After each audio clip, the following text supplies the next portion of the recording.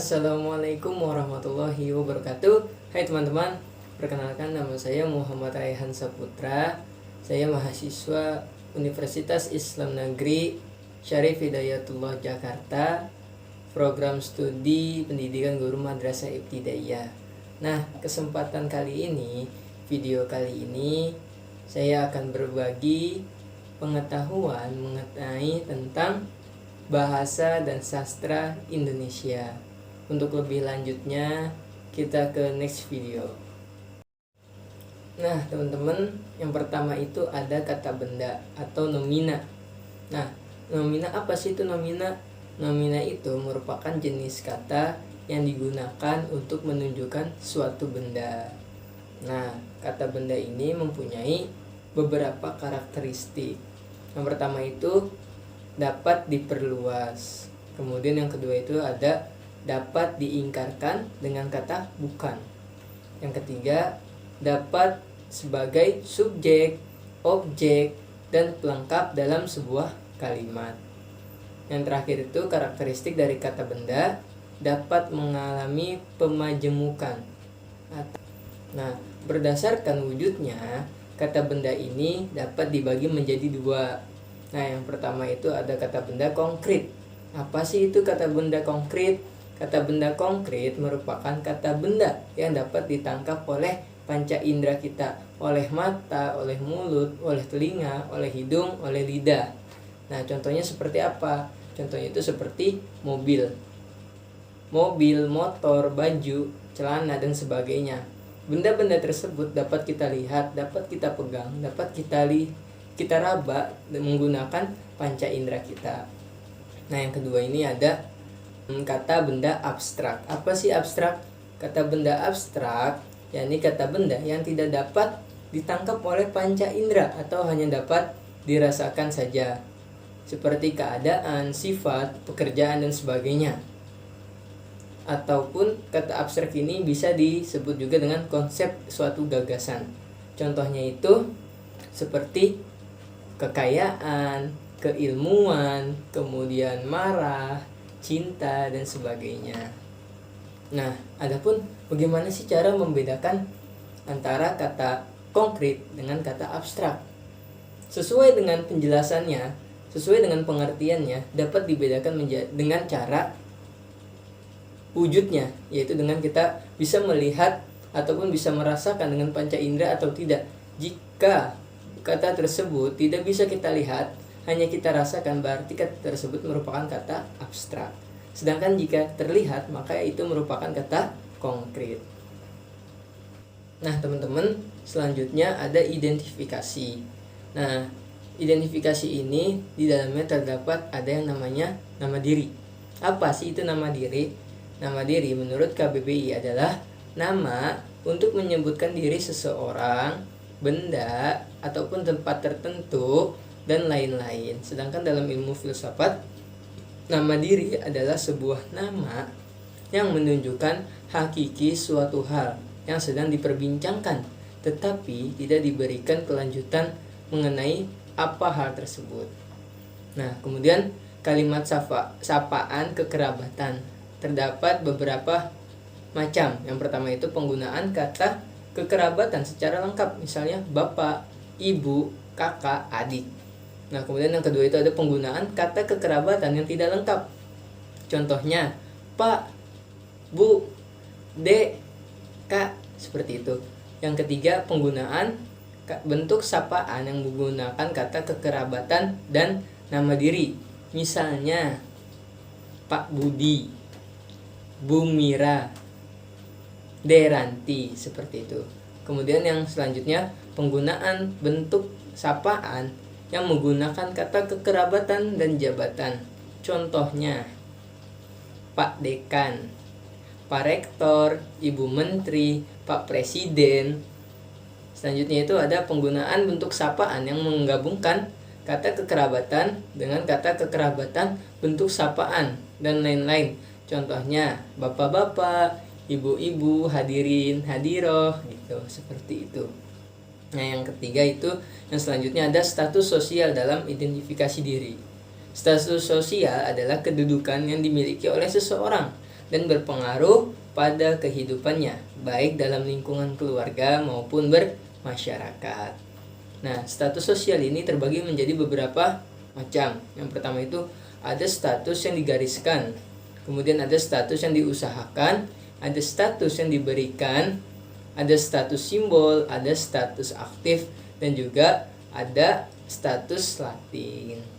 Nah, teman-teman, selanjutnya ada kalimat sapaan. Apa sih kalimat sapaan itu?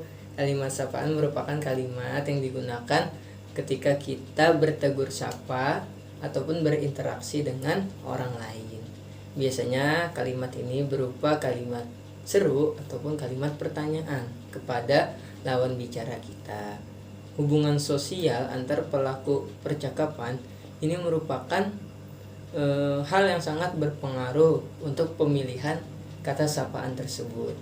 Nah, adapun hal-hal yang mempengaruhi kata sapaan yang digunakan, yang pertama itu ada penghargaan dan penghormatan terhadap orang yang lebih tua. Yang kedua ada penghargaan dan penghormatan terhadap profesi. Yang ketiga, kedudukan penyapa dan orang yang disapa. Nah, yang keempat ada unsur pujian. Yang kelima memuat unsur rasa memiliki. Yang keenam, latar belakang daerah tempat tinggal. Kemudian yang ketujuh ada situasi formal dan non formal. Yang kedelapan, kedekatan penyapa dengan orang yang disapa. Dan yang terakhir itu situasi perasaan. Nah, semua ini mempengaruhi pemilihan kalimat sapaan kita. Nah, teman-teman, selanjutnya itu ada dialog, prolog, dan epilog. Nah, yang pertama itu dialog. Apa sih itu dialog? Dialog berasal dari bahasa Yunani, yaitu dialogos yang berarti percakapan. Nah, perkataan dialog berasal daripada suku kata Grek, yaitu dialegomai, yang bermaksud sesuatu perbuatan yang memperbolehkan kita mencapai. Kemudian logos yaitu idea atau daripada kata dasar dia, bermaksud tindakan membawa kepada, sehingga logos yang berarti percakapan idea. Nah, dialog ini secara mudahnya dapat kita pahami sebagai sebuah percakapan antara dua orang atau lebih. Nah, yang kemudian yang kedua itu ada prolog. Dalam KBBI, prolog berarti pembukaan, sandiwara musik, pidato, dan sebagainya. Kata pendahuluan ataupun kata pendahuluan peristiwa pendahuluan. Kata prolog diambil dari bahasa Yunani, yaitu prologos, di mana pro artinya sebelum dan logos artinya kata. Dengan demikian, prolog bisa disebut sebagai kata pembuka yang berada pada bagian pendahuluan sebuah naskah.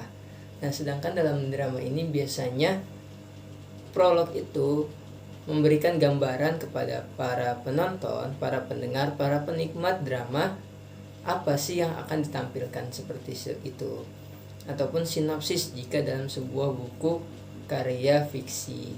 Nah, kemudian ada epilog. Apa sih itu epilog?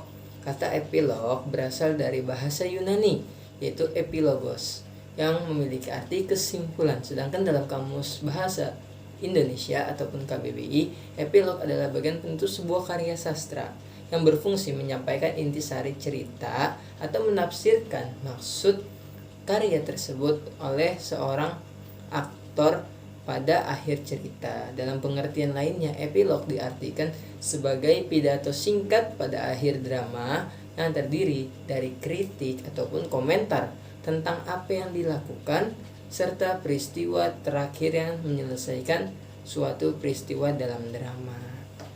Nah, teman-teman, selanjutnya ada macam-macam membaca dan petunjuk. Nah, sebelum itu, apa sih pengertian dari membaca? Menurut Jazir Burhan, membaca adalah sebuah kegiatan yang memberikan respon terhadap segala ungkapan penulis, sehingga mampu memahami materi bacaan dengan baik. Adapun macam-macam membaca, yang pertama itu ada membaca ekstensif. Apa aja sih membaca ekstensif itu? Ya, seperti yang pertama itu ada membaca survei, membaca sekilas, dan membaca dangkal. Kemudian yang kedua ada membaca intensif. Contohnya itu membaca teliti, membaca pemahaman, membaca secara kritis, membaca ide, dan membaca kreatif. Selanjutnya petunjuk. Apa sih itu petunjuk? Petunjuk adalah sesuatu tanda untuk menunjukkan atau memberitahu pemakaian proses, cara, atau penggunaan. Membaca petunjuk yaitu memberi arahan kepada seseorang yang berfungsi untuk memberitahu atau membimbingnya tentang bagaimana suatu itu harus dilakukan dengan baik dan benar. Nah, teman-teman, kita lanjut lagi. Selanjutnya, ada tata cara membaca puisi dan teks. Nah, menurut KBBI, puisi. Apa sih itu puisi? Puisi merupakan ragam sastra yang bahasanya terikat oleh irama, natra, matra, rima, serta penyusunan lirik dan bait. Puisi juga diartikan sebagai gubahan dalam bahasa yang dibentuknya, dipilih, dan ditata secara cermat. Karakter dalam puisi ada prosa. Apa sih itu prosa? Prosa adalah tulisan atau karya sastra berbentuk cerita yang disampaikan menggunakan narasi. Nah, adapun karakter prosa terbagi menjadi dua macam, yaitu prosa lama dan prosa baru. Selanjutnya, pembaca puisi harus memperhatikan yang pertama ada teknik vokalisasi, kemudian artikulasi, intonasi, penghayatan, penjiwaan, kemudian ekspresi dan penampilan, serta gaya dalam pembacaan puisi agar isi puisi dapat tersampaikan dengan baik dan dipahami oleh pendengar. Nah, selanjutnya, menulis tegak bersambung. Menulis tegak bersambung adalah kegiatan menghasilkan huruf yang saling bersambung dilakukan tanpa mengangkat alat tulis. Manfaat menulis tegak bersambung antara lain bagi seorang siswa. Yang pertama, merangsang perkembangan motorik anak. Kemudian menulis lebih cepat, tulisan yang dihasilkan lebih indah dan rapi. Adapun langkah-langkah dalam pembelajaran menulis tegak bersambung. Yang pertama, siswa memegang pensil dengan benar. Pensil dipegang dengan tegak dan tidak miring ke kanan ataupun ke kiri. Yang kedua, siswa menuliskan huruf dengan benar. Huruf yang dituliskan sesuai dengan huruf tegak bersambung. Misalnya, bagaimana bentuk A, A besar, A kecil, B besar, B kecil, C besar, C kecil, dan seterusnya. Kemudian ukuran setiap hurufnya ke atas dan ke bawah ditulis dengan tepat, sama maksudnya. Yang keempat itu siswa menuliskan huruf dengan tegak lurus, tidak miring ke kanan maupun ke kiri. Selanjutnya ada ringkasan. Menurut Keraf, ahli bahasa ternama Indonesia, ringkasan ataupun presis adalah suatu cara efektif untuk menyajikan karangan yang panjang dalam bentuk singkat. Kata presis juga diartikan sebagai memotong atau memangkas. Sedangkan menurut Isdriani, ringkasan adalah sebuah cara menyajikan karangan dalam bentuk singkat dengan mempertahankan urutan isi dan sudut pandang pengarang aslinya. Meringkas. Nah, perbedaan antara ikhtisar dengan ringkasan. Yang pertama, ikhtisar merupakan suatu bagian dari tulisan yang menyampaikan suatu informasi yang penting dari sebuah tulisan dalam bentuk yang sangat singkat serta dapat ditulis secara bebas dan lepas. Sedangkan ringkasan merupakan penyajian yang lebih singkat dari suatu karangan asli dan tetap mempertahankan urutan isi serta sudut pandang pengarang asli, dan terikat dengan penulisan yang formal serta melalui proses yang panjang. Adapun langkah-langkah menyusun ringkasan, yang pertama itu membaca, yang kedua menyeleksi. Jadi penulis itu memilih inti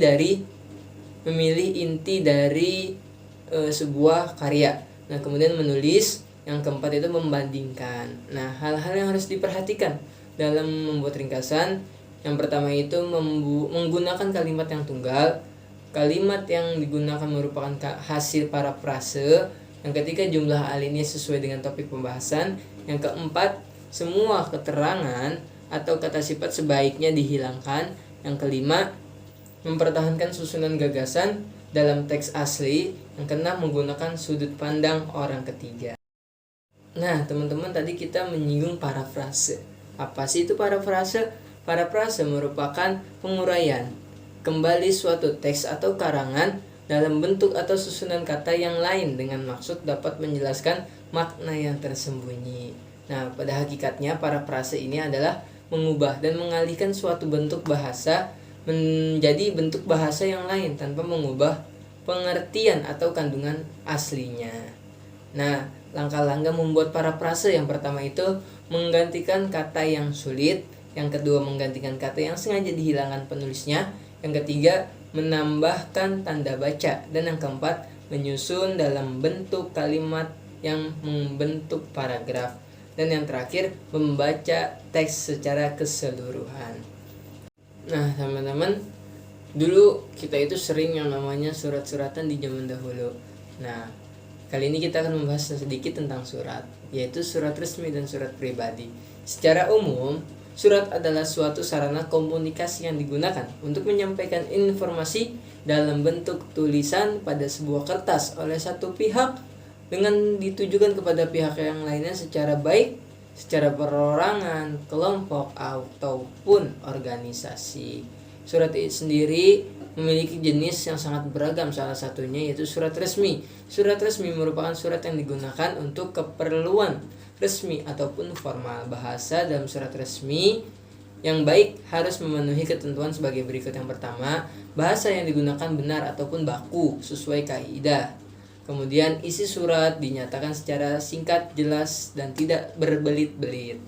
Nah, yang ketiga, penulisan yang benar disusun dengan teknik penyusunan surat yang benar. Yang keempat, bahasa baku. Yang kelima, bahasanya efektif. Sedangkan surat pribadi, apa sih itu surat pribadi? Surat pribadi merupakan surat yang bersifat personal atau tidak resmi, bebas menggunakan bahasa sehari-hari dan berisi masalah-masalah pribadi. Nah, surat pribadi ini memiliki tujuan diantaranya adalah menanyakan kabar, memberitahukan keadaan, memberikan undangan, ataupun menyampaikan pesan lainnya. Nah, macam-macam surat resmi.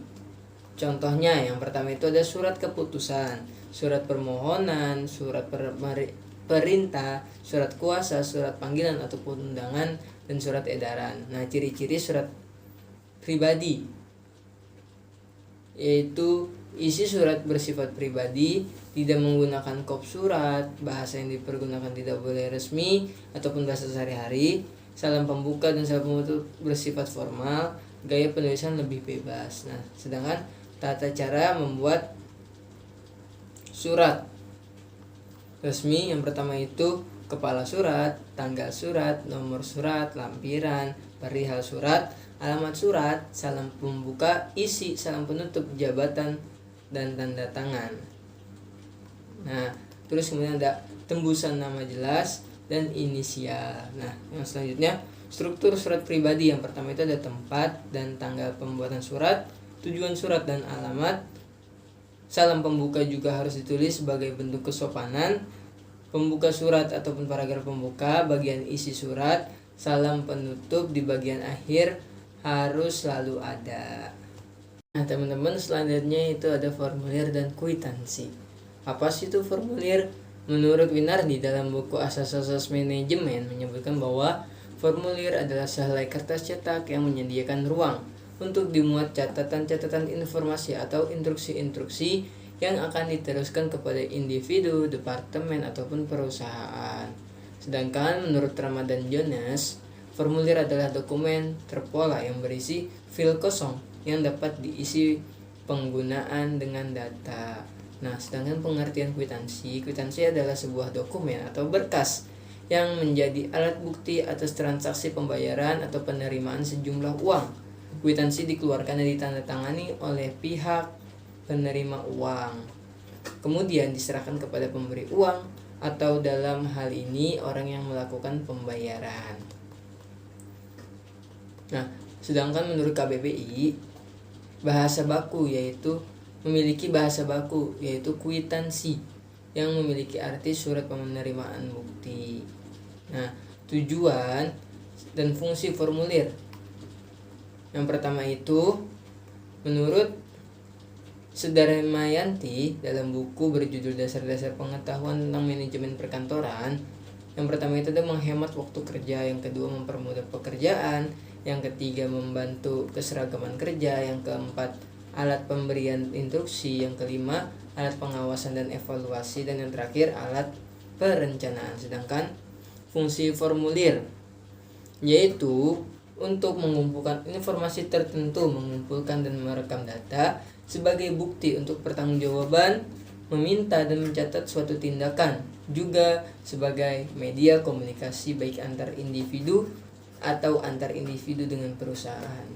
Selanjutnya ada jenis-jenis formulir. Yang pertama itu menurut sumbernya. Formulir itu dapat dibagi menjadi beberapa macam. Yang pertama itu formulir yang dibuat dan disimpan dalam perusahaan, formulir yang dibuat dan dikirimkan kepada pihak luar perusahaan, kemudian formulir yang diterima dari pihak luar perusahaan. Nah, kemudian sedangkan menurut tujuan penggunaannya, formulir itu dapat dibagi menjadi dua. Yang pertama, formulir yang dibuat untuk meminta dilakukannya suatu tindakan. Yang kedua ada formulir yang digunakan untuk mencatat tindakan yang telah dilakukan. Nah, yang terakhir ada pidato. Dalam KBBI, pidato diartikan sebagai pengungkapan pikiran dibentuk kata-kata yang ditujukan kepada orang banyak dan wacana yang disiapkan diucapkan kepada halayak. Sedangkan menurut Dedi Setiawan mendefinisikan bahwa pidato adalah berbicara di depan umum ataupun orang banyak untuk menyampaikan ide, gagasan, dan pikiran yang direncanakan ataupun yang tidak direncanakan. Nah, unsur-unsur dalam pidato adalah pembicara, bahan materi, objek yang mendengarkan, dan tema. Adapun langkah-langkah menyusun naskah pidato, yang pertama menentukan topik, kemudian menentukan tema, menetapkan tujuan, mengumpulkan bahan-bahan, menyusun naskah pidato, dan yang terakhir menyunting naskah pidato. Nah, adapun hal-hal yang harus diperhatikan dalam membuat teks pidato ada 3 hal. Yang pertama, pendahuluan atau pembukaan, yang kedua ada isi, yang ketiga ada penutup. Nah, tujuan pidato menurut Keraf, tujuan pembicara terbagi menjadi 5, yaitu mendorong. Yang pertama, mendorong pembicara untuk memberi semangat, kemudian meyakinkan. Yang ketiga, berbuat dan bertindak. Yang keempat, memberitahu gagasan atau informasi yang kita miliki kepada orang lain. Dan yang terakhir itu menyenangkan. Diharapkan pembicara mampu menyampaikan gagasan atau informasi yang ada dengan teknik yang menyenangkan, supaya pendengar tidak merasakan bosan. Nah, teman-teman, sekian berbagi ilmu kita, sharing kita pada kesempatan video kali ini. Kurang lebihnya saya mohon maaf. Bila banyak kekurangannya, saya akhiri. Wassalamualaikum warahmatullahi wabarakatuh.